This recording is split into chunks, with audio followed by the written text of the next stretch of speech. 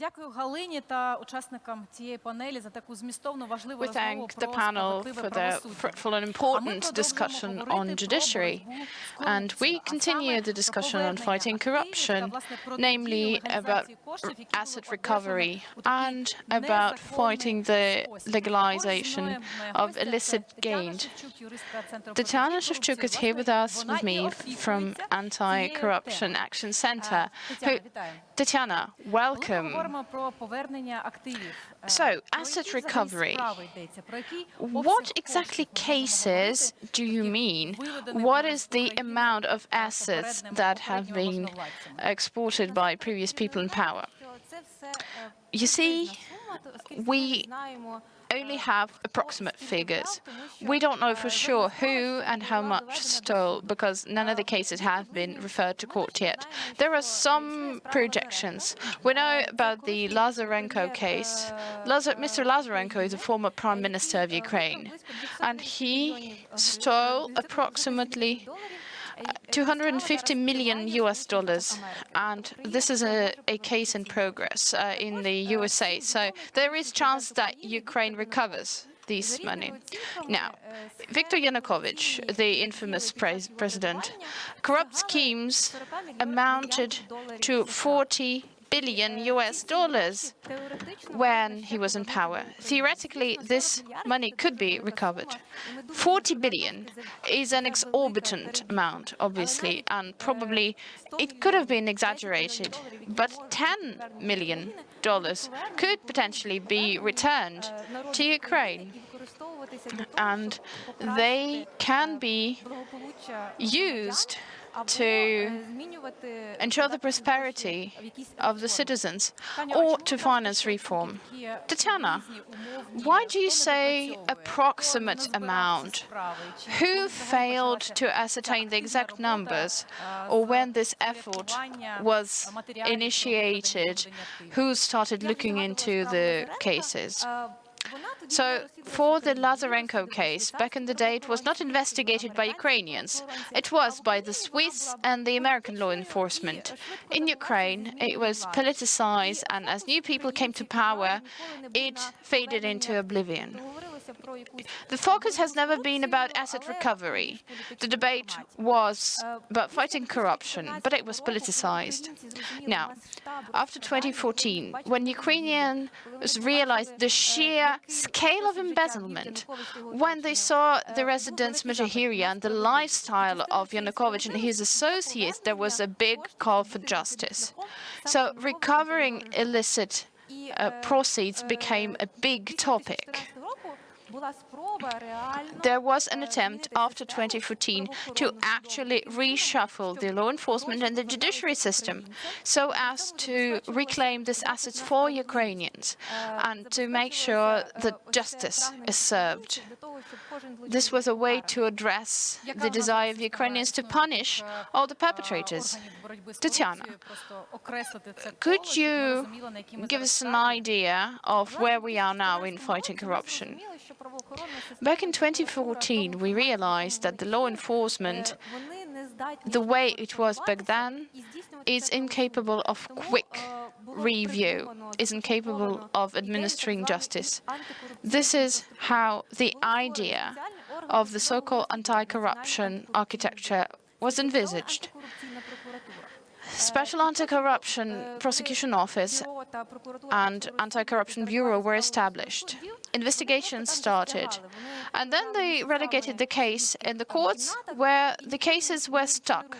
They were simply lying on the table, all judges were corrupt, and we realized that there's a consolidated effort to undermine the justice, and this is where the idea of High Anti-Corruption Court arose. So there are bodies that investigate and prosecute corrupt, and there's also a body focused on preventing corruption, the so-called NACP.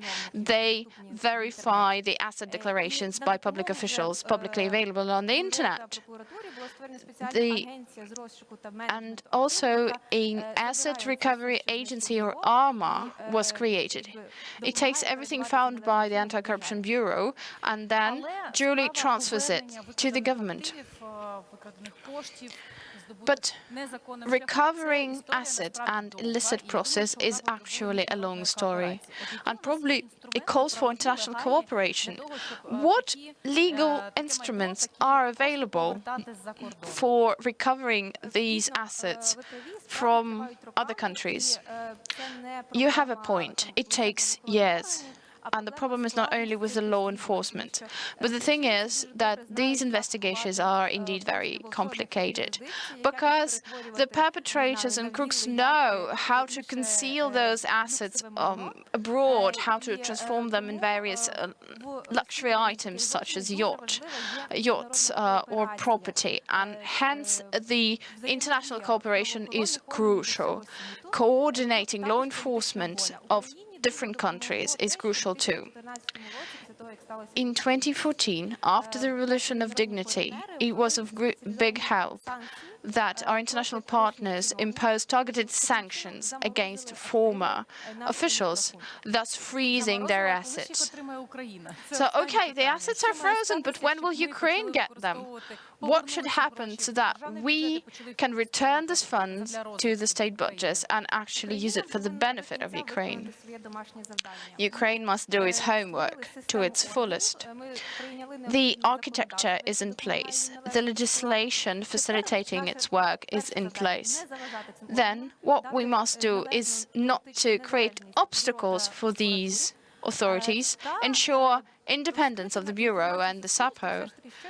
And we also need to inform the public on the progress of these cases.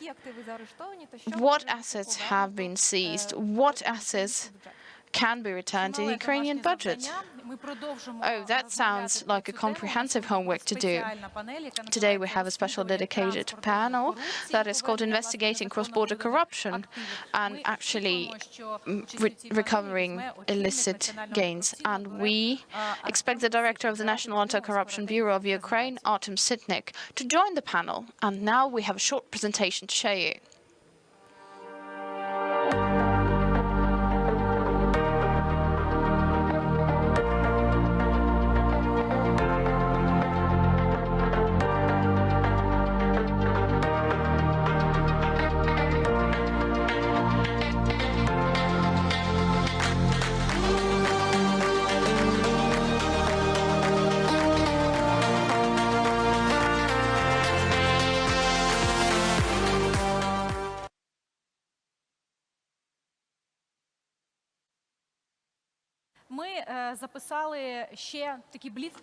We have recorded blitz interviews with anti-corruption activists that are operating across a number of countries. We called the project Democracy Against the Pandemic of Corruption, and we asked them what's their personal motivation to fight, to recover the stolen assets day in, day out. We also asked them about the accomplishments that these activists have under their belts. Our video starts now.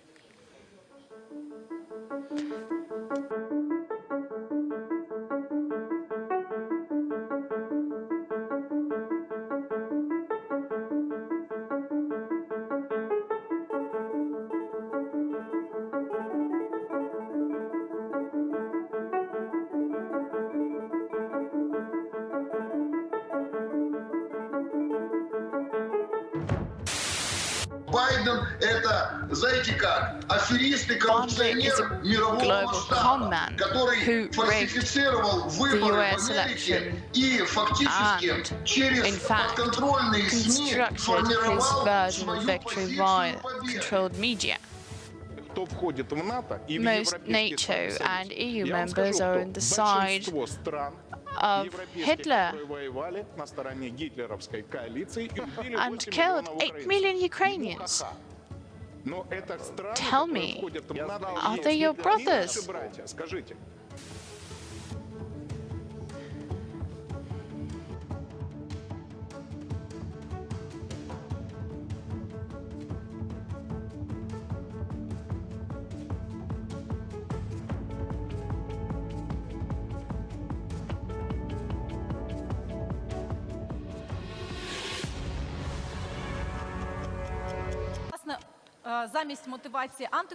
Well, instead of motivation of those who fight corruption, we saw the motivation of those who combat disinformation. Very similar fields of work, and we will listen to the disinformation panel after I talk to my next guest. I have here with me today Mr. Olexiy Haran, and he will present a research of Democratic Initiatives Foundation. The presentation is called After 2020, How COVID-19 Pandemic Influenced Pro-Russian Agenda in Ukraine. This is the best introduction to the next panel. Olexiy, welcome. Welcome, thank you for having me. Olexiy, you actually have the chance to answer this question. So, the Russian propaganda is indeed making use of the vast toolbox in its propaganda warfare against Ukraine. And I'd like to draw your attention to the first diagram that we have in place. I don't see if the slides are actually there. The audience will see the slide, Olexiy. We can actually see it, but it's going to be the next slide. Yes, thank you, Ina. So, could you please put the first diagram on screen? Yes, the next slide, please. So, we assessed the attitude towards vaccination.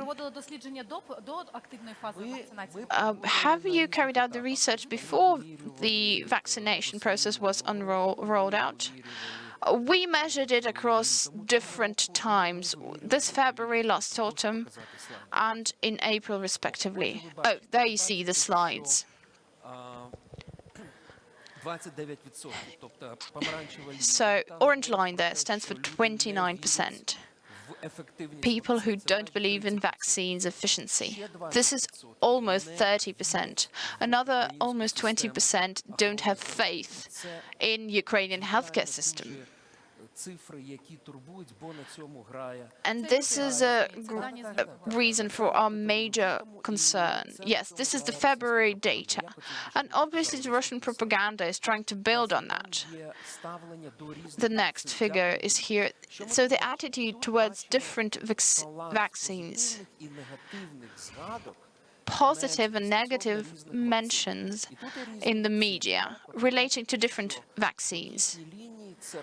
The blue lines represent Pfizer and AstraZeneca. In January, an announcement came. These vaccines were shipped to Ukraine, and we see a surge of positive mentioning in the media. So it was a very powerful effect. Ukraine is receiving help. What happens next? March and April, we see a drop in the balance between positive and negative evaluation. The total sentiment is positive, after all, but you see that it plummeted because of what Russian propaganda did. Even though the channels directly controlled by Medvedchuk were shut down, but nevertheless, even those remaining channels still spread the information, even those who don't belong to so-called the pro-Russian holding company. Olexiy, but who is pushing this message?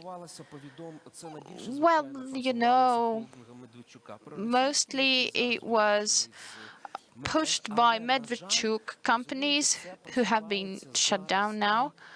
But you see, it's also in the media. Social media are creating this tension and are trying to hype up vaccination. They're saying you shouldn't get vaccinated, that allegedly the Western vaccines aren't effective, hence the plummeting. So initially, it was received positively. And the most positive balance to trust versus mistrust was towards Covishield, AstraZeneca, and Pfizer. But we see that this balance was upset. Could you please elucidate on the Sputnik line on this diagram, Olexiy? Am I right in understanding that the Russian efforts mostly sought to create a negative reputation for Pfizer as opposed to supporting Sputnik? Well, this is the line of Sputnik vaccine, the Russian vaccine. It's quite stable, no ups and downs there. However, the balance of positive and negative evaluations is almost zero. So the positive evaluation is somewhat dominant because, you know, it's a vaccine it's against, but it's held in less positive regard as opposed to the Western. This is Johnson & Johnson line, but, you know, people don't know much about it yet. Therefore, people are less enthusiastic about this vaccine. The next slide, please. In assessing the general sentiment towards vaccination, this is what we see. It's a way to divide and sow discord between the local and the central government. Please, the next slide, not this one. As you can see, both in September and in January, if the local government had wanted to lift lockdown restrictions, then there would have been a big split in the society, and the majority would have been in favor of lifting restrictions. The central government is imposing restrictions, and the local government says, no, we oppose, we're going to live though. And unfortunately, the ordinary citizens would support that. You see the first two columns here and there. What does that mean? That populism is sadly winning, and that the local government is trying to gain some dividends. Next slide, please. And in conclusion, the impact of the Russian propaganda is not limited to such questions as COVID or the tension between the central government and the local government. Russians continue operating in their traditional field, such as the language policy, history, geopolitics, etc. But here we see important achievements. We want to provide some good news for the audience. The support for the Eastern vectors, i.e. the vectors to join the Eurasian Union, is only supported by 10%. Before 2014, there was a split. It was a divisive issue, should we support the East or the West? Now there has been a dramatic decrease in the support of the Eastern vector. 71% of Ukrainians think that Ukraine is at war with Russia. Not the civil war conflict, as conflict would have us believe, but they believe this is war. There has been significant progress vis-à-vis the language policy. I'm going to name the figures. 80% of Ukrainians need to speak Ukrainian, that during their work time the senior management should use Ukrainian, and the schooling needs to be in Ukrainian. It's somewhat less, it's 54% when we say the use of the Ukrainian language of the businesses. This is new. People think that you would be forced to buy things using the Ukrainian languages, but tectonic shifts have happened vis-à-vis the historic memory policy. There's this notion that the Third Reich and the USSR are responsible for the beginning of World War II. Fantastic figures, 50% agreed. We thought there was a mistake. This year, we asked the same question. And we have seen that practically half of Ukrainians believe that the USSR, not Russia, USSR and the Nazi Germany are mutually responsible for starting the war. And just another figure, because it's a stark contrast to what is happening in Russia. Almost 80% of Ukrainians think that war would have not been possible to win if it wasn't for the anti-Hitler coalition. And this goes totally against what is said in Russia. Putin's regime denies the responsibility of the USSR, and they want to criminalize that. And they also say that they allegedly could win without the allies and without Ukraine. So this has indeed been a dramatic shift. Oleksiy, why has this happened? Well, I think one of the causes is that we know more now. We have a greater knowledge. There are different media reporting on that. And the media, not only the patriotic media, but also the media that are allegedly controlled by the oligarchs, they also have those narratives in place. But the key factors is what happened after 2014, the Russian aggression demonstration that Putin is not to be trusted. I believe this is not just the Ukrainian context, but an international war, because these history wars are waged in Ukraine and on the European arena as well. If Ukrainians are getting more information and becoming more critical when assessing the past events, the discourse in Russia hasn't changed. In its international platforms, Russia is still propagating the same narratives. So how do we prevail on the international arena how do we beat the historical myths? I believe we need to spread the information. Ukraine is not participating in the memory war. This is what Russia is doing in full disregard of the real historical fact. But there's an important message to the Ukrainian governmental official, something that may not go down well in the West. It's about commemorating the tragedy of Babi Yar, which is a common tragedy for Jews and Ukrainians and others. My grandma was Jewish, and all her relatives perished. She was the only one who survived as she was evacuated. This hurts me a lot, and I have the right to say so.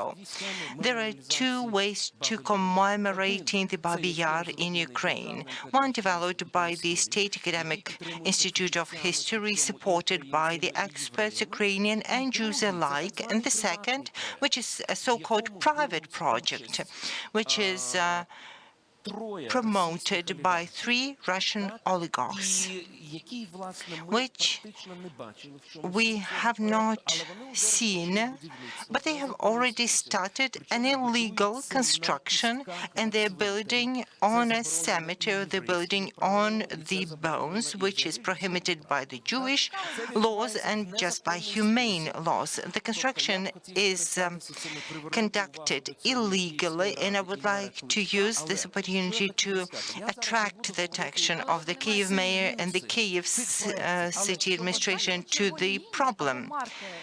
So what are the red lines or the markers that we should be following with this project?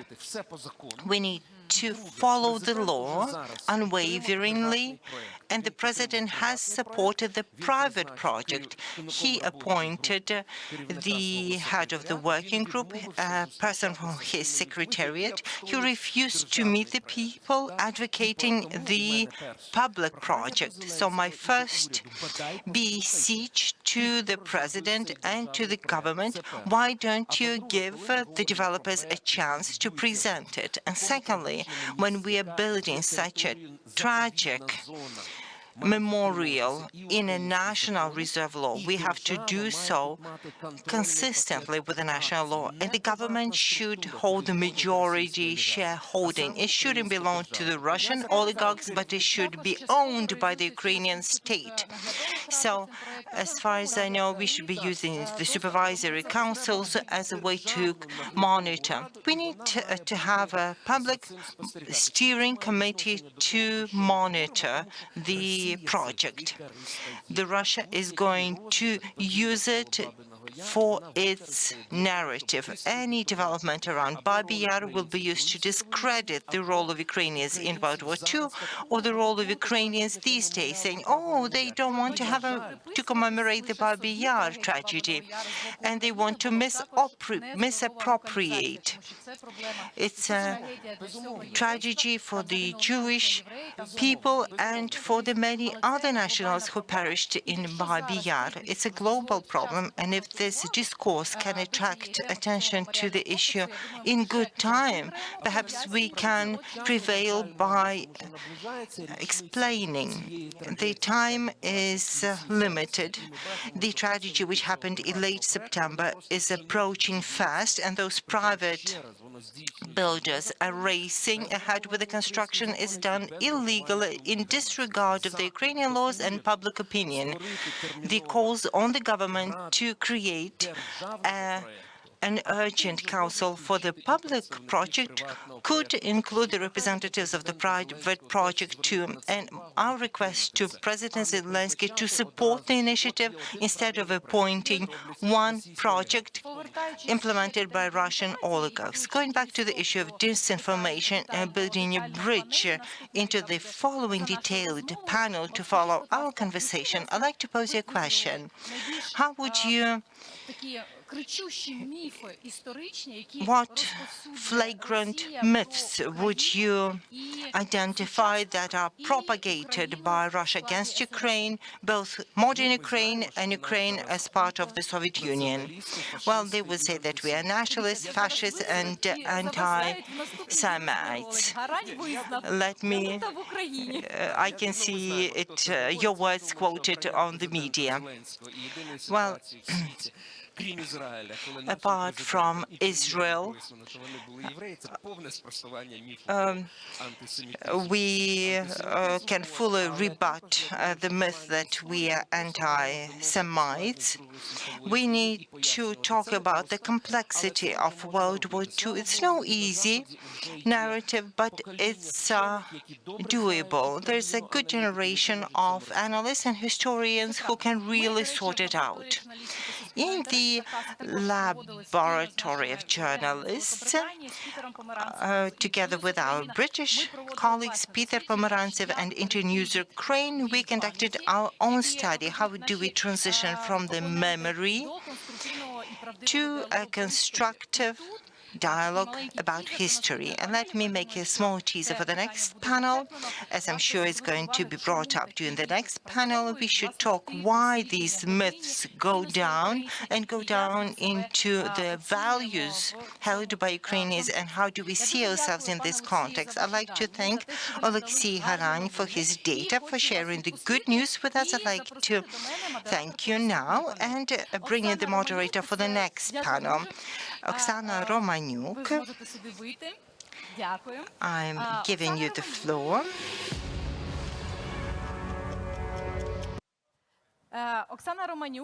So, Oksana Romaniuk is right next to me. She's director of the Mass Information Institute. You must have heard us mentioning the pandemic and how the discourse from the Crimea changed the way the propaganda evolved on the international arena. Now the Western vaccines are a subject of the war, information warfare. Did you plan to talk about it? We wanted to talk about the key trends in disinformation noted in 2020-2021 and the structure of information. Its appearance has evolved in terms of senses and numbers and content and the target audience. Has our response changed to disinformation? How do we tackle it? What's the global picture of the world? As there are several players in the field, let's not just keep mentioning one player. It's an important one for us in terms of security, but let's also talk about global challenges. And let's talk about how do we combat them at different levels. What can the government do? What can the civil society do? What can the business do? What can the social platforms and corporations do? So join us. Before I let you go, I'd like to ask your opinion. We've seen some good news from the Democratic Initiative Foundation that only 10% of Ukrainians support the pro-Eastern vector of development. So how do we, what's your take on it? How do we assess that? I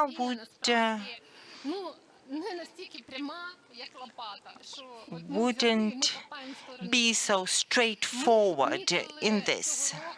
This year, we noticed a growth of different conspiracy theories.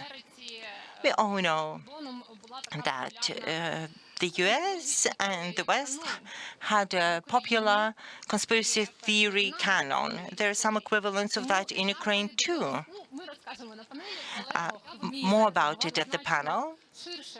I would cast a much broader look, as the propaganda isn't only geared to promote the Russian image, but also to undermine trust in the institution, in justice, in reform, in the development of Ukraine towards democratic European values. So it's a very comprehensive and much more complex situation. It's a key panel.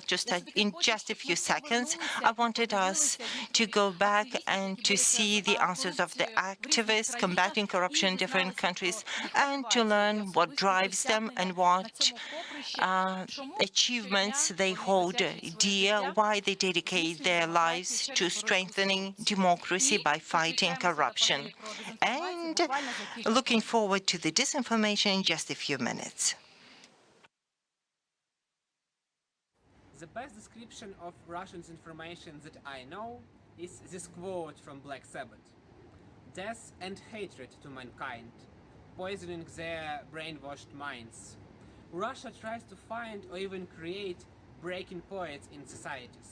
Putin do not need you to believe him. He wanna make you hate next guy. So divided we fall. And our only chance to stand is to act, not react." For people around the world today, the internet is a major source of information and news. This has only become more true in the era of social media and smartphones as young people and citizen journalists share content, articles and information directly with their audiences, often bypassing centralised or professional media outlets. But we cannot take access to the internet for granted. Recent years have seen either partial or complete shutdowns of public internet access in several countries, including Iran, Myanmar and India, which have inhibited access to information, stifled debate and curtailed people's abilities to protest or demonstrate. The question is, what can be done to ensure that ordinary people have free and open access to the internet, free from the fear of arbitrary or politically motivated shutdowns? The involvement of civil society is critical for tackling different propaganda narratives. Therefore, states have to look for different ways to engage civil society and multiply their resources through people. We can all build resilience by keeping our generation informed and devoid of fake news toxicity. Because every activist and human rights fighter will tell you, knowing what is happening is the first line of defense against an authoritarian government. With a trilateral agreement signed between Ukraine, Georgia and Moldova, the young people of these countries have become more aware and more sympathetic to each country's security issues, the need of common values, freedoms, and how loud can voices against injustice and aggression sound together.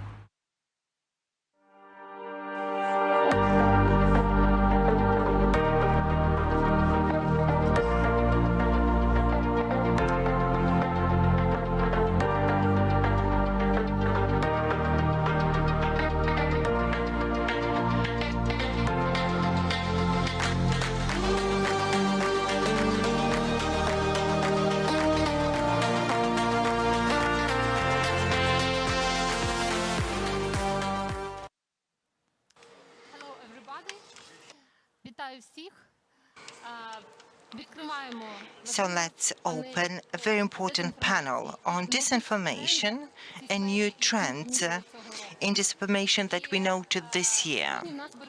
We have with us the leading international and Ukrainian experts in the field of disinformation, media communications, and we will talk to the Ukrainian dimension, but also about the global dimension, how the disinformation affects the world, how this disinformation defines the decisions people make, and what responses we are ready to offer as people, as governments, as civil society organizations, as businesses.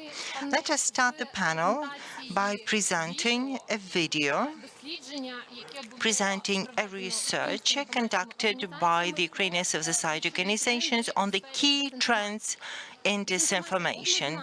The disinformation has evolved undoubtedly in the last few years. It's drastically different from what it used to be 5 years ago. If we could have the video, please. Russian disinformation in Ukrainian media space. Number of messages with Russian manipulations per week. Narrative structure.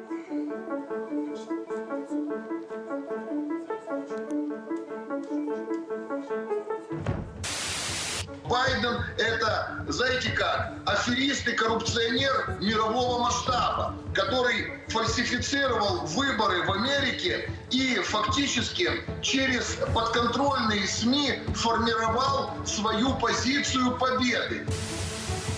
Кто входит в НАТО и в Европейский Союз. Я вам скажу, кто. Большинство стран европейских, которые воевали на стороне гитлеровской коалиции и убили 8 миллионов украинцев. Ему ха-ха. Но это страны, которые входят в НАТО и в ЕС. Они наши братья, скажите.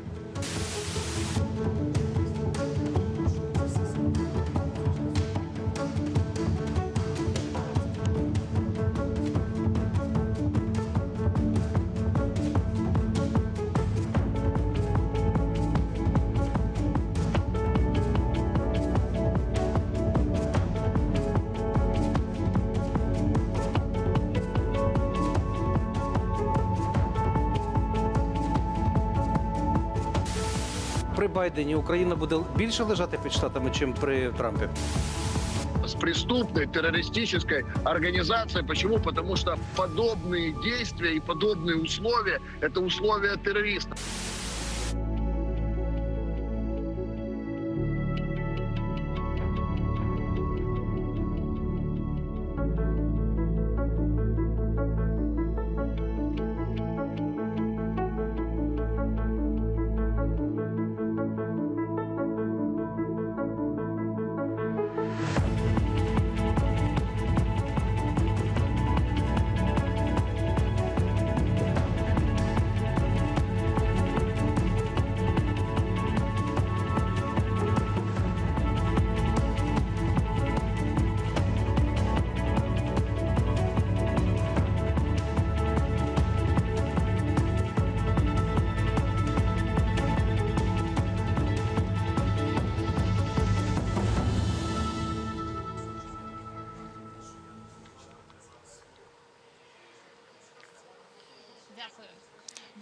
Thank you.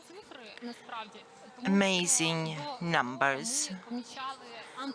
Earlier, we noticed anti-Western propaganda at the level of 8-10%. But this year, the growth of anti-Western propaganda has been staggering. And I have the question to our first panelist, who leads an NGO, Detective Media. What is accounting for the growth of anti-Western propaganda? Did you feel that the Ukrainian space is a battleground for the giants to wage war? Or are you seeing that some conspiracy theories with the coronavirus are giving ground to the new trends? Good day to all the participants. I would say that this inundation of anti-Western propaganda is due to the political situation. We conducted a global study that went over for 2 years with the efforts of the Mass Media Institute and Detector Media. We covered both the TV channels and online publication, Telegram channels. As for the Telegram channels, since January 22 till April 2021, we've analyzed by neural network method and machine learning over 6,000 messages. There are certain waves. Whenever something happens between Russia and the US or in the US itself, like the elections, and then the Russian Federation starts using it to its end. It's very important to understand that we are seeing the same picture in Belarus. We started monitoring the situation with Roman Protasevich in Belarus, and we see very strong anti-Western rhetorics aimed against him. He is called a neo-Nazi and asserting his links to Azov and Ukraine, and he's also called a special agent for the Western special services. I suppose the Russian will escalate the anti-Western propaganda, but that's Russia. What do we see in Ukraine? In Ukraine, we're seeing a lot of Ukrainian, so-called Ukrainian mass media outlets, but they still advocate anti-West and pro-Russian messages. Thanks to the Mass Media Institute and Media Detector, we are noticing that amongst the messages that we had analyzed, we're seeing 39 are pro-Russian and over 60 are pro-Russian in their rhetorics.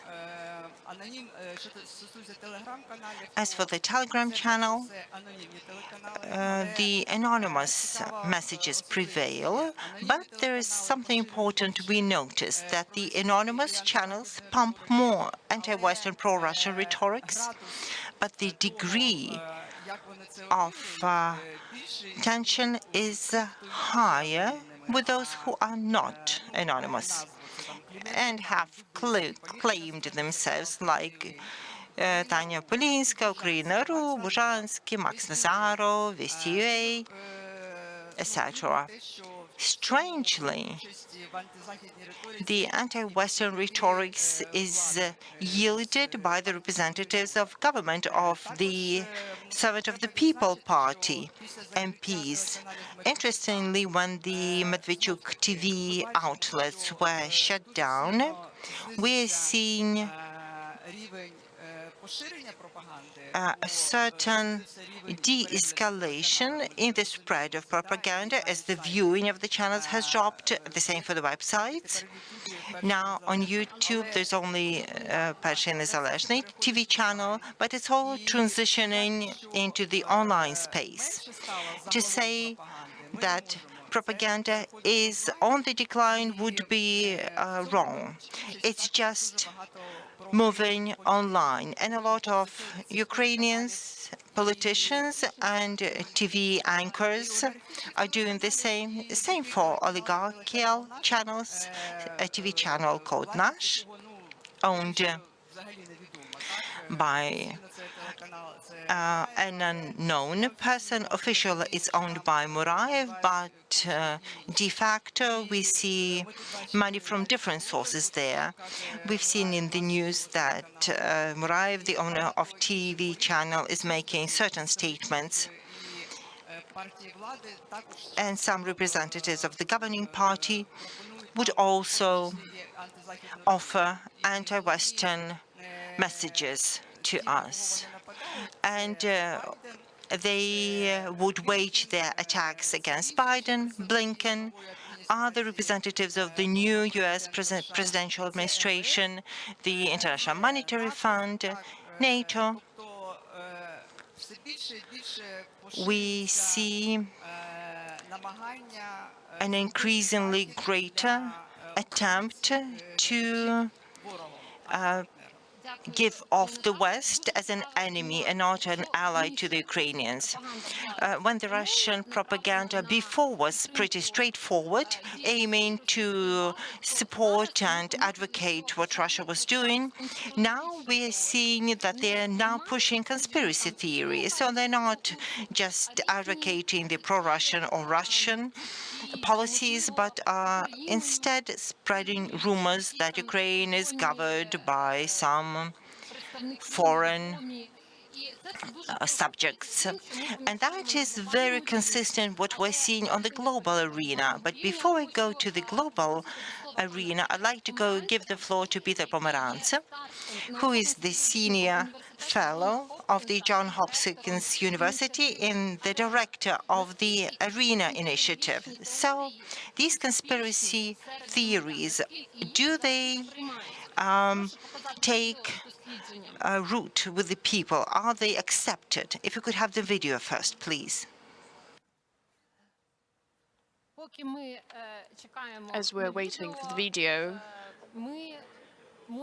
we could start talking to Peter. The most successful propaganda effort basically needs to resonate with the culture and with the basic mindset of the person. Why was the coronavirus propaganda successful? Because it matched certain beliefs and values held by people. After all, is propaganda successful? Do these conspiracy theories work, Peter? Thank you very much for having me. Really, in many ways, this is how a good propagandist will define their work: the extent to which they understand their audience. The essence of what they do is to resonate with an audience. We've had hundreds, over 100 years now of research on this, going back to Hitler's propaganda in the 1920s and 30s. It only worked in the bits of Germany which were already very anti-Semitic. That's where his anti-Semitic propaganda resonated. He managed to normalize the anti-Semitism. He managed to bring it out, but it was already there. In Russia, Vladislav Surkov, Putin's first great propagandist, I suppose, was a marketing expert. And he said, we don't need ideology anymore. Ideology is from the 20th century. It doesn't work. You can't force people to believe something. You can only work with their cynicism, with their suspicion, with their doubt, with their experience of life, and then you manipulate it. And that's really the definition of successful propaganda is understanding the audience. And we see across the world the spreading of conspiratorial propaganda, the mainstreaming. It goes from the fringes to the center. And if we're going to combat it, we really have to understand sort of the deeper things that it plays on. Let me give you one example. Most people who follow the QAnon conspiracy in America do not know the main ideas of the QAnon conspiracy. They're not doing it because of knowledge. They're not doing it because of information. They're doing it because they want to feel part of a community. In a world where old social identities are crumbling, where people don't know how to relate to each other, conspiracy theories can give you a sense of community, for example. So we need to start thinking about what is the appeal of that? Why do people need these communities? How can we build a more healthy type of identity and community? Now, in Ukraine... I will interrupt you here because we already have video with your... beautiful. I was about to talk about it. Let's do it. Yes, please.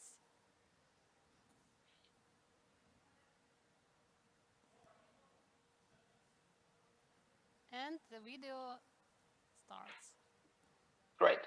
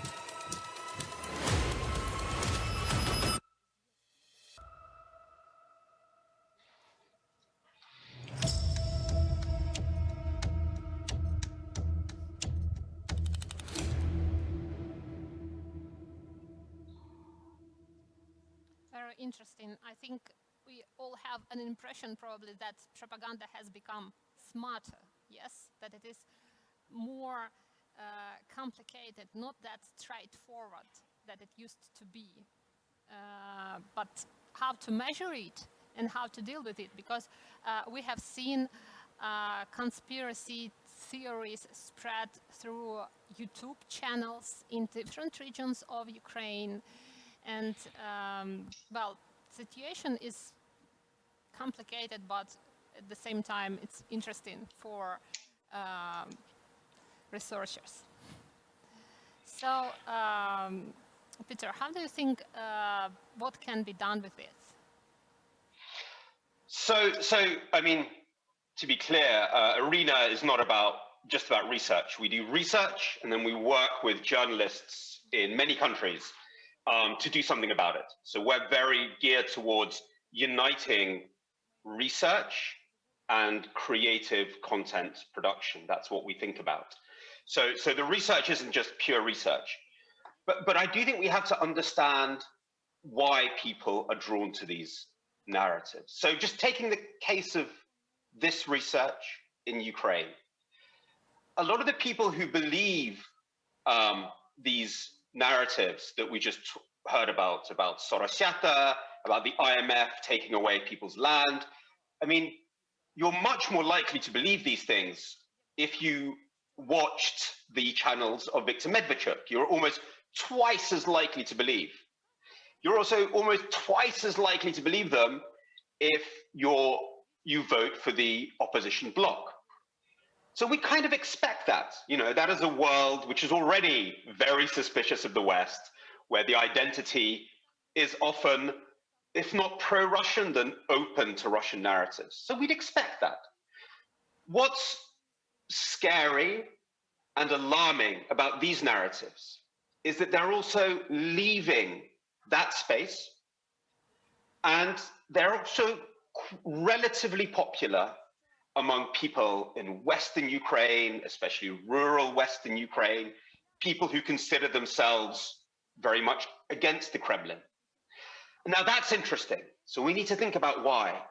And I do think that focus groups, interviews can be helpful, because polling only tells us a little bit of the story. It's a very thin way. So we want to talk to people. And you can do that through focus groups, or you can just do that as a journalist by talking to people and understanding them and listening to them. And it's very interesting. Look, people's reaction to propaganda is not simple, yeah? People will often say, well, I don't quite believe this narrative. This smells like Russian propaganda, but, you know, I do believe the world is controlled by dark forces. I do believe that, you know, the Western powers aren't just helping us. They're here for some reason they're not telling us about. A lot of times people would say, there is no sir без mышеловки. So people are deeply suspicious, and it's because of their history. You know, when they look at the IMF, they think of banks from the 1990s that stole their money. It must be the same thing. So you have to understand this experience. You have to understand how deeply it goes. And you have to open up a conversation with people that understands that. You can't just lecture them. You can't just say, here is the truth. You've got to understand why they're worried. In America, we had something very similar in Afro-American communities who didn't want to take the vaccine. It's because they had a terrible experience with the official medical profession, really over decades and hundreds of years. In Baltimore, where Johns Hopkins University is, the Afro-American population were experimented by doctors in the 19th and 20th centuries. There's a memory of that. So you've got to understand that. You've got to work with those things. And you've got to bring people into a dialogue. You've got to understand people's need for economic and human security. Maybe we should explain that, you know, that the point of the reforms isn't to frighten people and take things away. It's to make them more secure, you know. And it's very important not to lecture people. It's to bring them into fora, bring them into town hall debates, bring them into online conversations where you can start building that trust.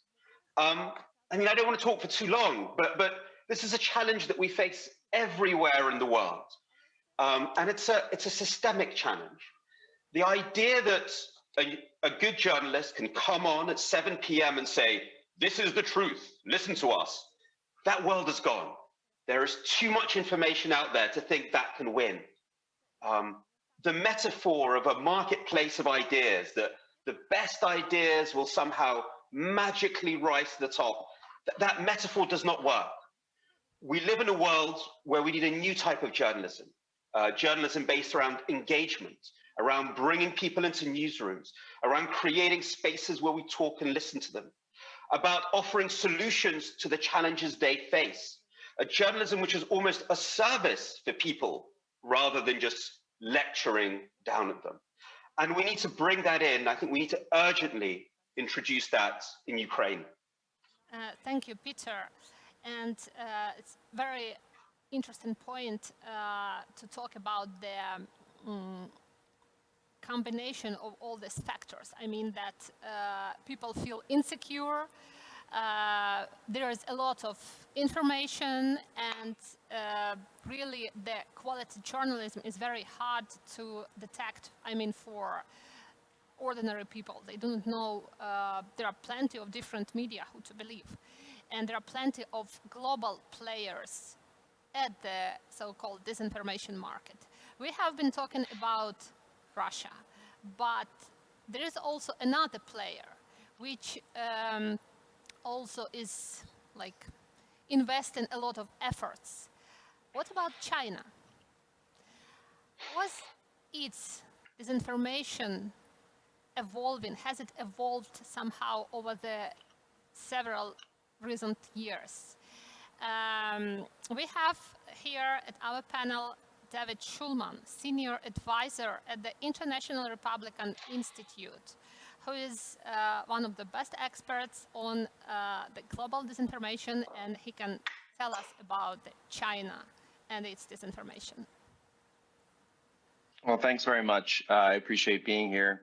And I appreciate the chance to talk a bit about China's approach to disinformation and how it fits into the Chinese Communist Party's use of a wide array of tactics to promote its preferred narratives abroad, to tell China's story well, as Chinese President Xi Jinping has put it, and to squelch criticism that China's leaders view as threatening to their expanding global interests. And this is a really key point to make at the outset, to understand the drivers of China's behavior and how it's different than Russia's. And one might ask, you know, how does China, the world's second largest economy now, expanding military, much greater strength over the last many years, view such criticism as a threat? And so it's critical to understand that information control over ideas, are at the very heart of the Chinese Communist Party's concept of security and preservation of its popular legitimacy. And it has been since the party's founding nearly 100 years ago. And so while recently the focus has been mainly internal in this regard, it's a concept that's not bound by national borders. And as China's interests are increasingly global, and as China has a greater capacity to manipulate information spaces, it's doing so.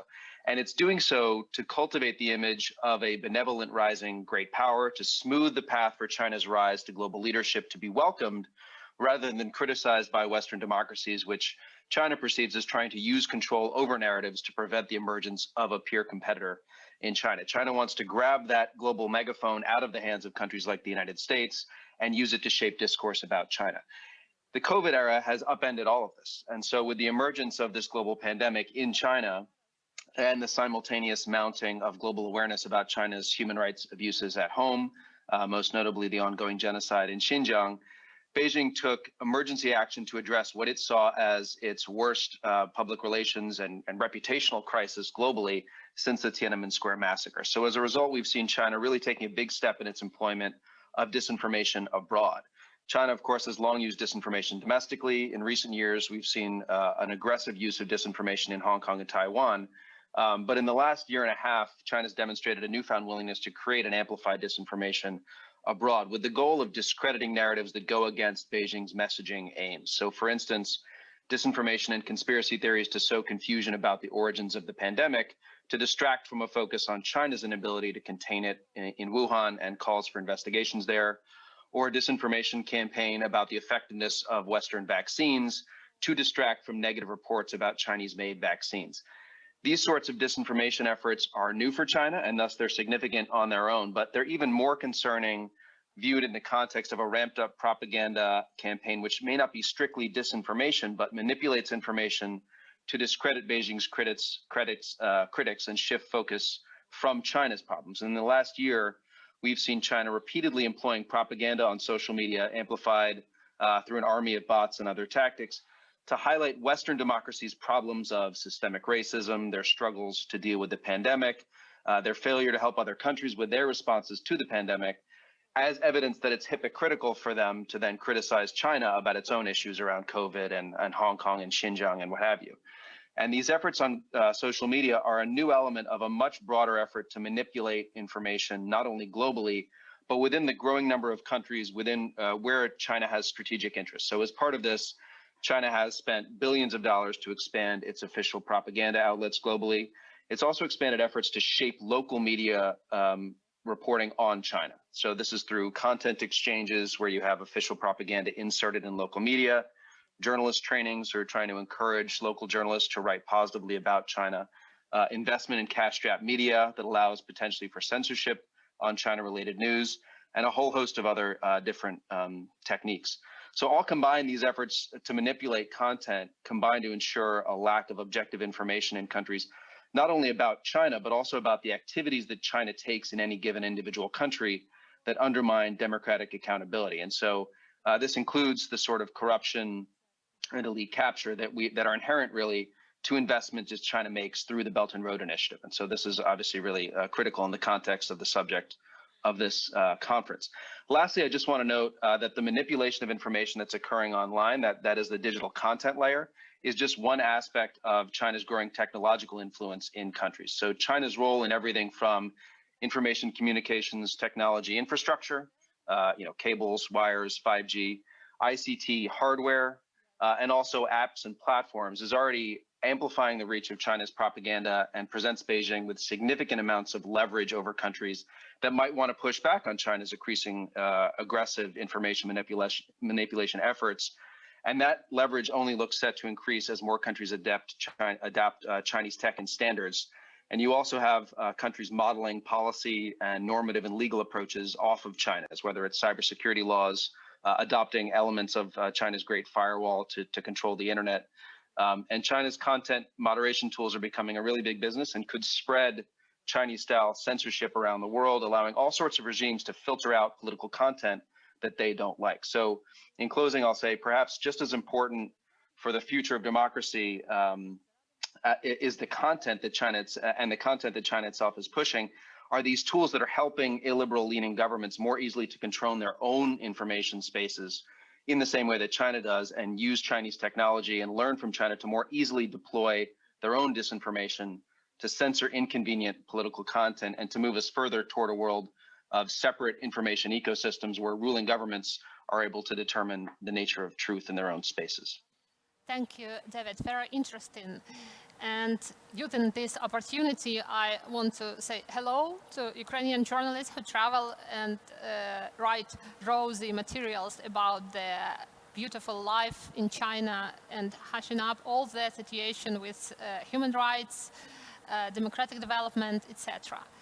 And we have seen that everything moves online. A lot is done through social platforms. And we have here a representative of one of the key global social platforms, Katerina Kruk, who is the Facebook Regional Public Policy Manager, Central and Eastern Europe.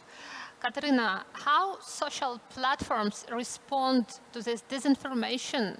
Do you think that this response is equal to the threat? And do you differ your approaches targeting national level challenges like local, internal Ukrainian disinformation, then international disinformation? How do you differ this approach? How do you respond? Thank you for your questions, and obviously it's a pleasure to be here with you today. Although online, fingers crossed, soon we will be able to meet together in Kyiv. When it comes to Facebook and when it comes to our strategy to combat online misinformation, I would have to start with a short caveat that we as technological company, we absolutely understand that, first of all, there is no one solution which would help us to tackle information or remove misinformation globally. That is why we rely on three different approaches, on three different pillars, how we work against misinformation. And on the other hand, we obviously understand our responsibility, but also understand the very soul of the company, which is technology.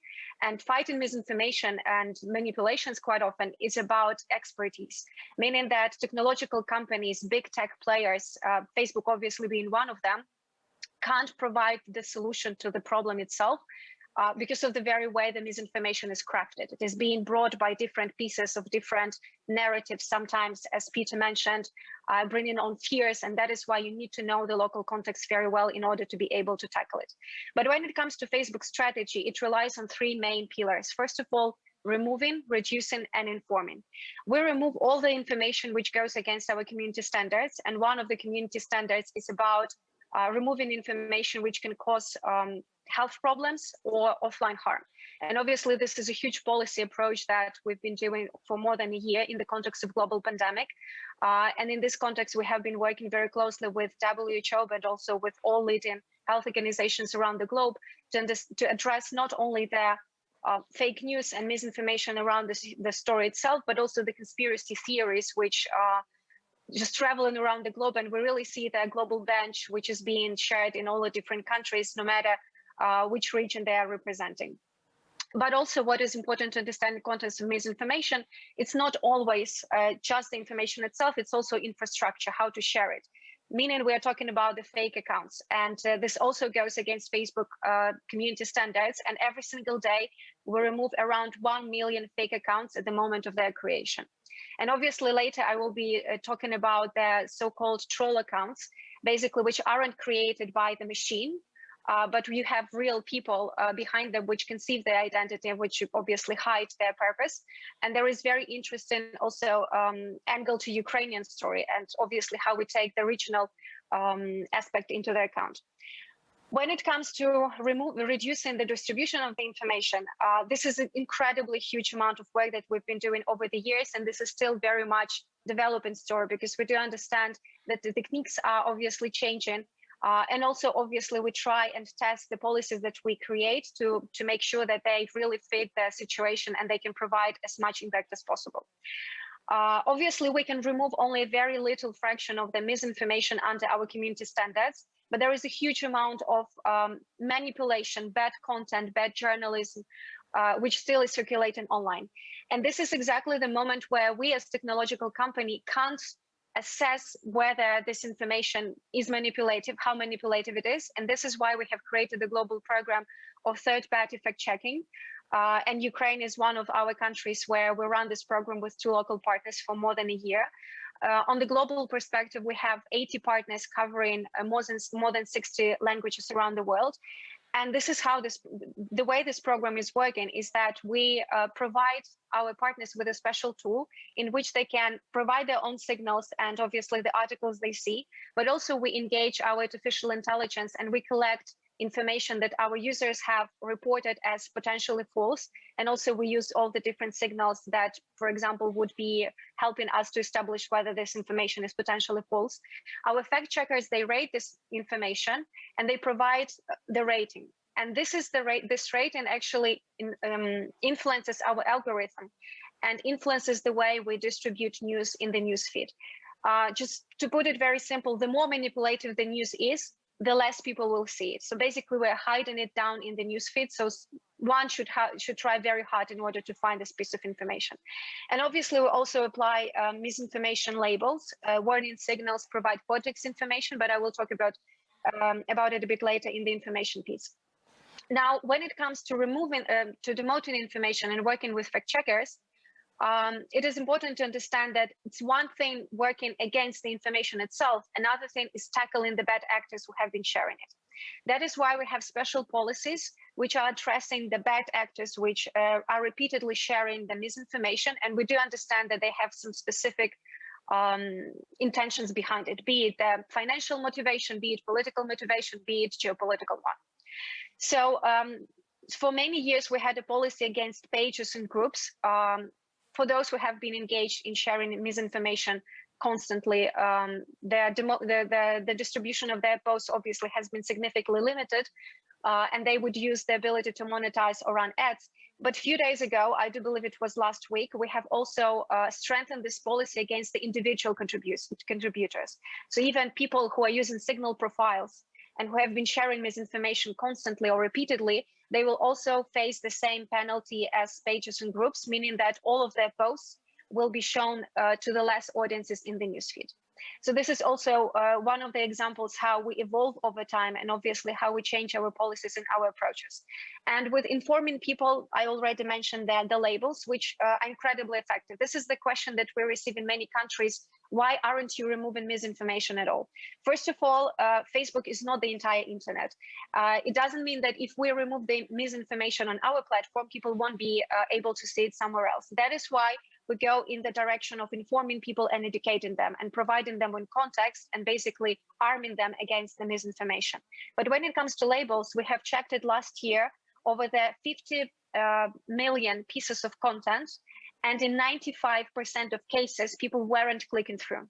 So this is indeed very powerful instrument, which first of all alarms people that this is misinformation and already arms themselves against the instances of this misinformation on other platforms, but also it shows that people do react to this warning. And obviously something that was recently very actively discussed in Ukraine, and Ukraine is developing the media literacy campaign. This is something that we have been doing in other countries, Ukraine included, but also we also see it as a very powerful element of fighting against misinformation on the larger scale. And the last point that I would like to address specifically about Ukraine, and this is addressing your question about how we understand the local perspective. A few weeks ago, we have published a report about CAB, coordinated inauthentic behavior, and trends that we see globally. And obviously, unfortunately for Ukraine, and painfully for me as a Ukrainian citizen, Ukraine is in top global rankings when it comes to CAB activities.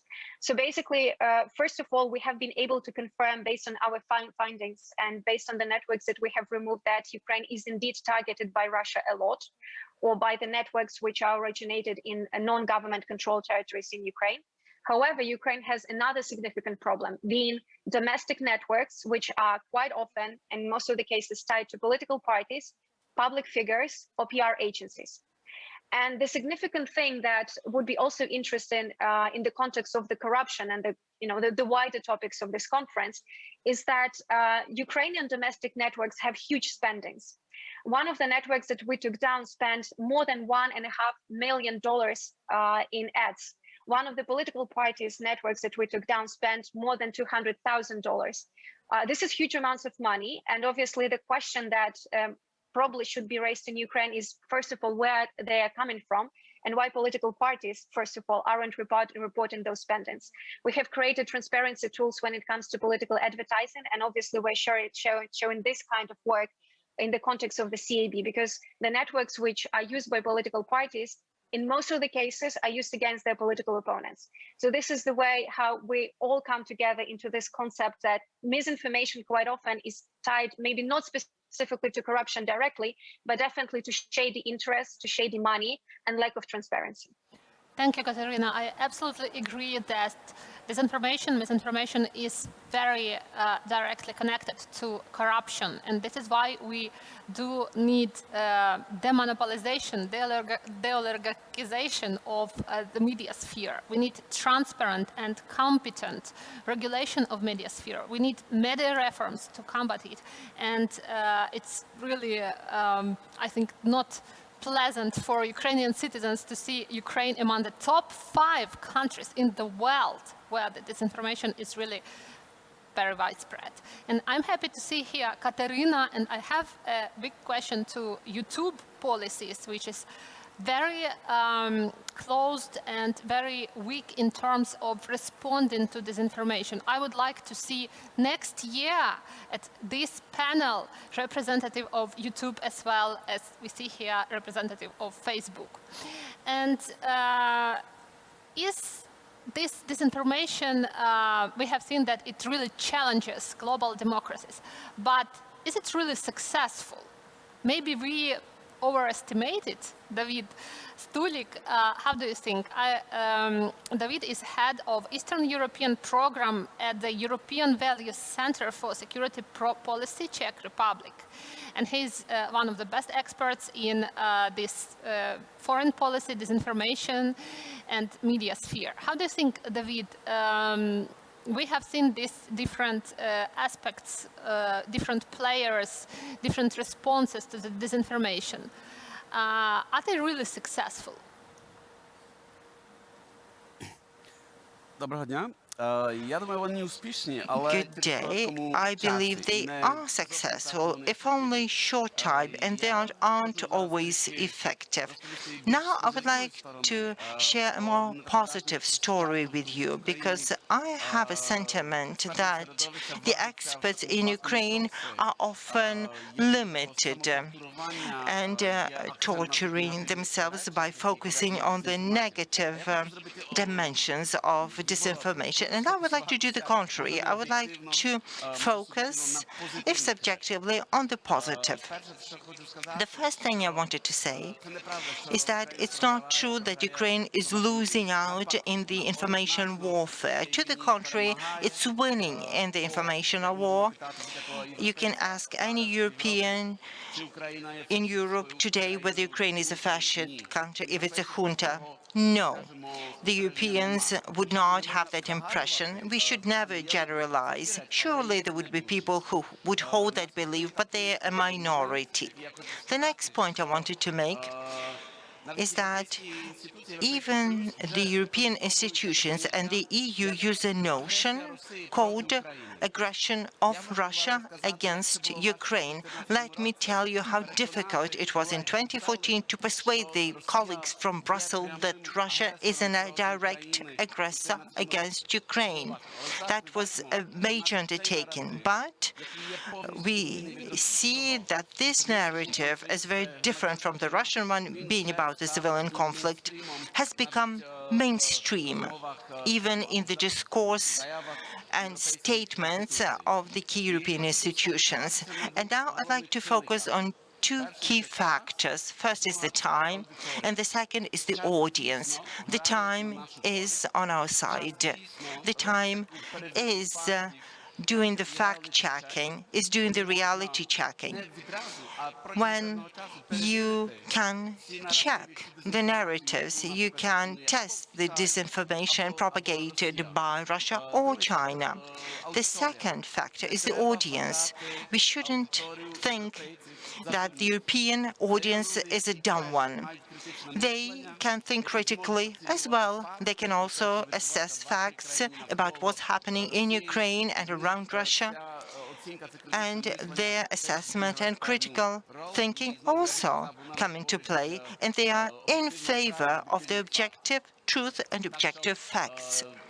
So, going back to the question of how successful they can succeed short time, in a limited time span. The information is disseminated momentarily through the social platforms and modern media, and it's very difficult to respond to it, but the time is on our side. We know the key narratives are pumped by Russia. We are ready to come up with the counter-arguments to rebut the facts. And it's not only for the independent media to play a role, but also the government, the different think tanks, analytical tanks, countering hybrid threats that can propose the arguments. In Czech, there's a major concern about history, but the Russian narratives promotes the thesis like the Soviet army liberated Czech, and we keep discovering that it wasn't just them. There was the American army as well, and there was the army that was held by the traitor party, by General Vlasov army. And on the 9th of May, we keep hearing the same phrase that the Czechs are ungracious, they underestimate the role of the Soviet army, but we have developed our own arguments. The historians have joined the ranks, and now these arguments are coming into the mainstream politics, and they have greater sway than the Russian arguments. The second case is about the Sputnik. This was a vaccine that became the part of the vaccination diplomacy. During the first wave, we've seen a simultaneous disinformation launch of a phrase that EU has given up on you, and that EU isn't helping you. And we're seeing the second and the third wave of vaccination, and the level of trust of people in the EU is on the increase. So in the time when we could make the reality check, when we've seen the European Commission is buying the vaccine, distributing it fairly, and in time we've seen that Sputnik isn't well documented, isn't checked, isn't properly authenticated. The only thing in common is the name. And when we've looked at the facts, this disinformation narrative proposed by Russia and China simply crumbled. So the factor of time is a key one. And the third important point is that in Ukraine, it's part of the self-torture two-way. You have to be careful not to become an instrument for Russian propaganda, anti-Western propaganda against European countries. And here I'd like to reiterate, if you have heard me say, I apologize, but let me say it again. I would often hear on a daily basis here today that how could it happen that the pro-Russian Czech has suddenly become anti-Russia? No, Czech has never been pro-Russia. When I keep saying it, they would tell me, but your president, stop, there's just one person. Yes, he was democratically elected, but let us be clear that indeed he's become a true instrument for the Russian propaganda. And the first time after the recent history with the explosions at the ammunition depot, the Czech society has come to the understanding. For the first time during his cadence, 52% of the people believed that he was upholding the interests of the Russian Federation and not upholding the interests of the Czech. Let me repeat some statements made by Mr. Haran. 66% of Czech people feel that Russia poses a threat to its national security, and the numbers have remained unchanged. But the President Zeman is used in the Russian media, and from the Russian media, the information is pumped into Ukraine. The Russian media pick it up, the press agencies pick up the baton, and yes, the President made a statement. But it creates an impression that the Czechs are pro-Russian. So you really have to think critically and think who says what and why. If it took a week to prepare a response to the situation around the explosions, some journalists asked their colleagues to share the information about what the president was going to say, but not invite him to different talk shows, not give him more media space, as it was clear in whose favor he was playing. The time has put it all right, has crossed all I's and dotted all T's, and that is a very important point. It's very important that the audience isn't dumb, that the time is on our side, is on the side of the truth, and that these disinformation narratives lose out their momentum with time. Thank you. It's a very interesting question indeed. Time is a factor. Sometime later we have seen that things are not the way Russian propaganda portrayed it. But sometimes we don't have the time. This time during the military escalation near the Ukrainian border in April, we looked at the ways of training journalists so that they could work in the military conflict zone safely.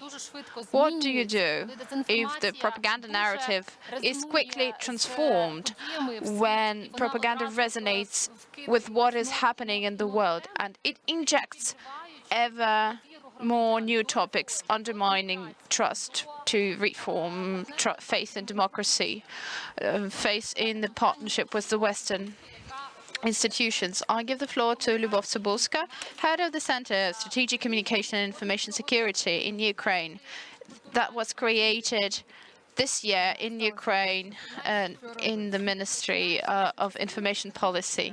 Lyubov, so you start talking about the part of what can be done. I would take a helicopter view and then narrow down gradually. This is what we know. Misinformation is in place, but hybrid war is a comprehensive thing. We know the types of influences and interferences. There are 7 or 8 types of way to influence. One of them is military interference, cyber attacks, pro-Russian media and social media, and this is the policy, both on the central level and the regional level. So this is the church, and also the far right and far left. And this is characteristic not so much of Ukraine as of the European countries. And finally, the civil society organizations. We know that Russia is operating across all those dimensions. Talking about countering just misinformation is to no avail. We need to look at all this hydra, the multi-headed hydra. When Hercules chopped off one head, 2 more grew. So if you only fight one dimension, there's no way we are to prevail. Remember what happened not so long ago next to the US Embassy, where Lyachova led people who allegedly freed Ukraine from external governance. We are well aware that this was shown on many TV channels, not only on pro-Russian Medvedchuk channels. Many people showed things, many channels showed things as they were. This is not even disinformation, but this is the influence of Russia. And if we scrutinize Surkov leaks, you know exactly how Russia is working with activists by organizing this type of spectacle. Therefore, we need to work across the board, across all dimensions, and look at the funding for the agents of influence, not only fighting some pockets of narratives. Even Europe, sorry, David, even Europe, that was some years ago, was talking only about misinformation. Not even that. In terms of Russia, when they were talking about Sputnik and Russia Today, there was no mention that the local TV also pushed the Russian narrative forward. Finally, now there's talk about the Russian advancing their interest in each of the European countries in terms of energy or diplomacy or culture or economy. Therefore, we need to address the problem at the root cause and at the same time working with all those dimensions. As far as disinformation is concerned, I believe it's worth noting and mentioning the strategic communications agenda. It is often said, oh, this is false, this is not true, that Russia is using and addressing internal vulnerabilities. But there are so many subjects which Russia can attack. Therefore, even as we counter these enemy narratives, we must suggest something else. We must come up with our own agenda. Hence, the importance of consolidated effort. But I'm sure that the government cannot do it alone.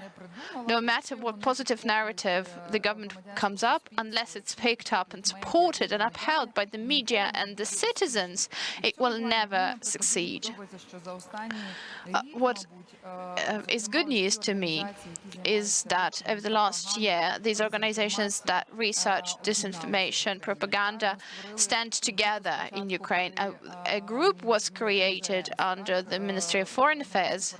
It was a group of civil society organizations. Currently, we have created the Center for Strategic Communication and Information Security. We haven't produced that many deliverables as of now, but we have created the brochures.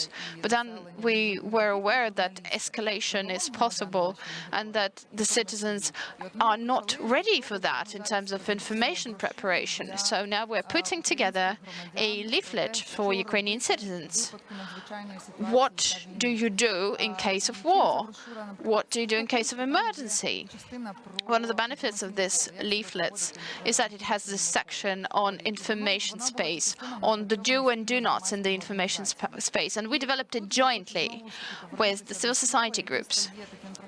And this brings me back to a word that has been overused recently. However, it remains very much relevant. Sustainability. A country cannot be sustainable and resilient unless its people is resilient. And resilience is only reached through these consolidated efforts. And I'm so proud to say that the Ukrainian Elves project was launched. The Ukrainian Elves are working locally with the community. They are training local activists. More and more civic groups come together, journalists come together, and as the government is joining effort with the civil society, paves the way for successful combating of corruption. And I echo what David said. He always said, but this needs to be reiterated. The Russian propaganda is very repetitive, and that's why it's successful. So we should do the same. Russia is targeting our unity, and this is a message for us. This is what needs to be done. There is a need for greater cohesion as opposed to further division. We can say that Ukraine is at the front line of Russian disinformation. We are constantly looking for ways to address that and to tackle that. And probably we will become the experts on the subject. Yeah, and one very small addition, Oksana. What's important is not to lose faith. What Russia is doing is trying to make us stop resisting, trying to make us feel tired and exhausted. As soon as we are exhausted, it's going to be way easier to conquer us. Therefore, we need to keep our spirits up all the time, inspiring each other. Lyubov, what do you see? We see the increased amount of disinformation in the world. We see that the narratives are changing, at least as far as Russia is concerned. There is a surge on injects attacking the West specifically. And we see this shift towards online space. How can this be tackled? Only by joining efforts. Hence, my question, what synergy do we have to offer at the international level? So far, what I've heard from this panel discussion is that both Russia and China are basically going the same direction by undermining trust to the European democracy, to the US democracy, to international institutions. We almost have come to the end of this panel. Therefore, I invite every panelist. You have 1 minute or maximum a minute and a half. 2 key statements. What is to be done to provide a consolidated response to misinformation? What should we do together, probably? Natalia? I believe it's very important that our country and international partners initiate a change in the legislation that would bolster financial transparency in the media, that would bolster and prevent the existence of these platforms of disinformation that should have been stopped not long ago, but they persisted thanks to lack of transparency in funding. First. Second, we need to call and urge our international partners and the Ukrainian governments to support the quality media. There are different methods, but I'm talking about quality journalism, because ever so often, even the Telegram channels are created by the government to snuff out internal opposition, as opposed to fighting international disinformation. And the other thing, effort should be undertaken to bring together small and medium enterprises and businesses. They sometimes advertise platforms for disinformation. So sometimes they need to be supported by some sort of grants, and efforts should be consolidated in certain international structures. Resilience, disinformation to this conspiracy theories.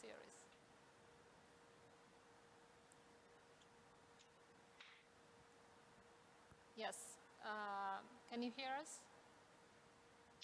Sorry, I lost the audio for a second. Was that to me? Yes.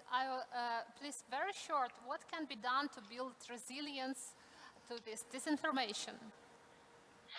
So there's at least two levels we need to think about. And I think Natalia already started to talk to them. One of them is a regulatory level. Facebook have made some initial efforts to define what we mean by disinformation. They talk about it in terms of coordinated, inauthentic behavior. The stress is on the behavior, not the content. I think this is the right way forward. We do need to define what this is that we're fighting, and there should be legal measures taken against this. Not against speech, but in the types of campaign that are launched. This creating of millions of accounts with no punishment. That should become illegal. That should become illegal internationally and nationally. Local parties shouldn't do it, and foreign forces should definitely not be able to do it. Yeah, so not regulating speech, not regulating content, but regulating the amplification and the spread of it. That can be regulated. Yeah. So that's the regulatory part. And the other part, as Natalia says, is boosting good communication. But what do we mean by that? I think the heart of it is understanding audiences better than the propagandists, and then engaging them in ways which are transparent, which are democratic. We're in a race with the propagandists, you know. They want to understand people, understand our traumas, understand society's vulnerabilities, and then manipulate them like a cult leader who works out your weaknesses and then messes with you. We have to be like psychotherapists. We also have to understand audiences and then start talking about these issues. Yes. Sorry. I'm sorry, I have to interrupt you because I really have little time. Please, David, do you think that regulation is the answer to this struggle against like Chinese disinformation? What can be done to build resilience? Sorry, was that question to me? I've been having trouble with audio as well. Hello. I have a question to David Shullman. Can you hear me? Yes. What can be done to build resilience to global disinformation players? Do you have any recommendations to us?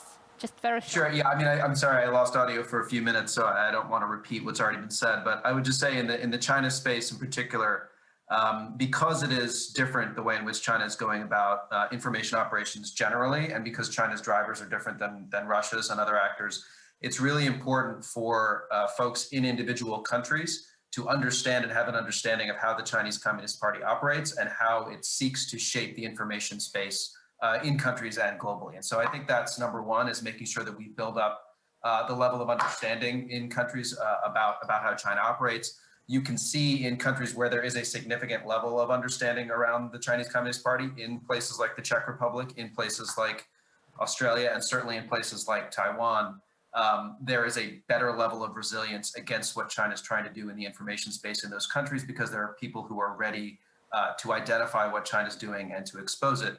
And then the second piece, which I know has already been mentioned, is making sure that you have a really healthy core of independent investigative media and journalists who are looking into what's happening. And so that's related, right? It's not just looking at, okay, that's disinformation because it's potentially, fairly obvious. It's looking at the broader swath of information manipulation efforts that I mentioned earlier around shaping the media space, around shaping the academic space, around elite capture, so that the ground is not laid for China to basically be able to walk in and shape an information space without people exposing it and being ready to talk about what to counter. Thank you very much. And that awareness and the inoculation piece are both critical. Katerina Kruk, how do you think, can Facebook do something better to fight with disinformation? Like, you already flag misinformation, but what about supporting high-quality media, putting them higher, turning attention to quality information? And what about creating like regional departments on that would coordinate better probably with local legislation? Very short. It's a very long question to request a very short answer. To put it very briefly, when it comes to Facebook, we do have journalism programs. However, it's quite a challenge to scale them. So we have News Tab, we have also News Index when we up-rank the quality media. However, it's really very hard to work on those lists. And this is the program that we currently have in few countries around the world, but obviously we have a plan to expand it as well. So sooner or later, it will be available in other countries and in Ukraine as well. It's just the question is that this is a huge amount of work to understand whether we are taking all the analysis which is available into account and how we are able to support the quality journalism. So this is something that I would say is in the making. About the regional coordination, well, correct me if I'm wrong, but I do believe in recent years, we don't feel a lack of coordination between Facebook and the Ukrainian activists and Ukrainian institutions. So this is also the sign how a company has heard the requests from Ukraine and appointed a person, basically created a position which would be this channel of communication between Ukraine and Facebook. But also it's important to understand we have many different divisions and it's up to Ukrainians to actively seek contacts with Facebook and share your ideas. Because just very briefly on what can be done generally from the Facebook's perspective, we do value incredibly local initiatives. And Facebook in fact-checking is one of those examples when this very effective program wouldn't be available and wouldn't be possible without the local expertise and local organizations. So this is very important, just invest in local NGOs, invest in local fact-checking. But also I do second the thoughts about regulations, because Facebook can only do work on our platforms. We can't go offline, we can't go on different platforms. And obviously our reach is very much limited. But as Lyubov very rightly mentioned, and also as other speakers mentioned as well, the problem is very much multi-layered and requires multi-layered responses. Just the latent information won't put a stop on the behavior and on the bad actors' motivation. Yeah, thank you, Katerina. David Stulik, please very short. Thank you, Katerina. David Stulik, if you give us the Eastern European response. I wanted to say a few words about how we can build the resilience of the society, how we can heighten information security, and that is to support the critical thinking and media awareness. I can see it illustrated with my children who are attending primary school, and they are starting lectures teaching children media awareness, media literacy, how hybrid threats operate, and that is a very important component. The second element that was mentioned in the context of China is to investigate, conduct journalist investigations to crack and delegitimize the proponents of propaganda, see where they're funded from, and I have good news to hear that the Czechs have launched the process already. And the last thing that's important to be done in Ukraine is important to leverage your diaspora. There are wonderful Ukrainian students studying in Czech. There's a great embassy, and you delegate some of the work to the local experts, to the local agencies that can do the share work in consort with the Ukrainians, and the synergy is in our unity. Thank you, David. And I would like to ask Tsybulska to recap this panel for us. So what are the solutions out there for us? I wanted to make another comment as a side note. Then we should start noticing the elephant in the room called the oligarchical media. It can't be that a group of tycoons with political vested interests would shape the picture of the world for the Ukrainians, especially if the Ukrainians are under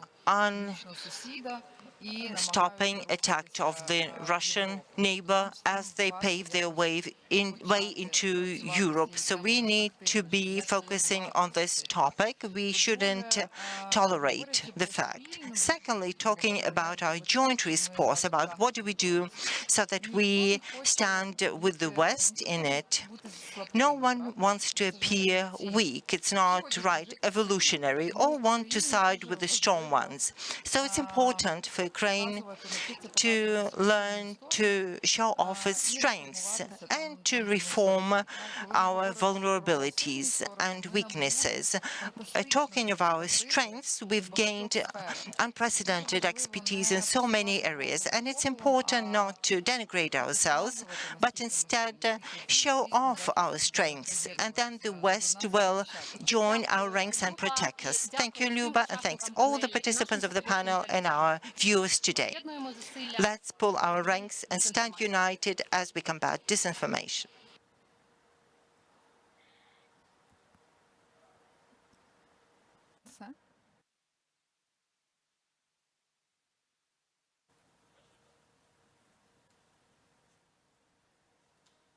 Corruption is probably the most known word in Ukraine. But what do Ukrainians think about corruption? Let's have a closer look at the data from the recent anti-corruption poll to find the answers. For 75% of Ukrainians, corruption remains one of the top concerns, while 63% believe it is highly prevalent in society. Simultaneously, Ukrainians are intolerable of corruption. The share of those who think it should not be justified hits 75%. When asked about corruption, most of Ukrainians think first of all grand and political corruption, hidden in the offices of the deputies and top officials. Still, the share of those who think that the prevalence of corruption throughout governmental bodies, with the exception of police, has dropped.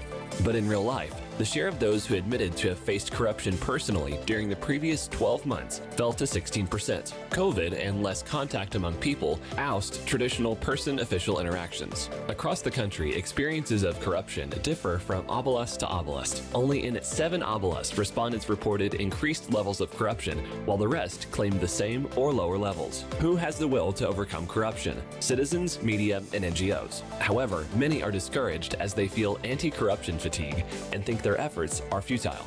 More than a half vest responsibility for countering corruption in the president and his office. Ukrainians are increasingly confident that this is the responsibility of the specialized anti-corruption bodies like the National Anti-Corruption Bureau, Specialized Anti-Corruption Prosecution Office, National Agency for Prevention of Corruption, or the Higher Anti-Corruption Court. Feel this is incomplete? Get a bigger picture at engage.org.ua.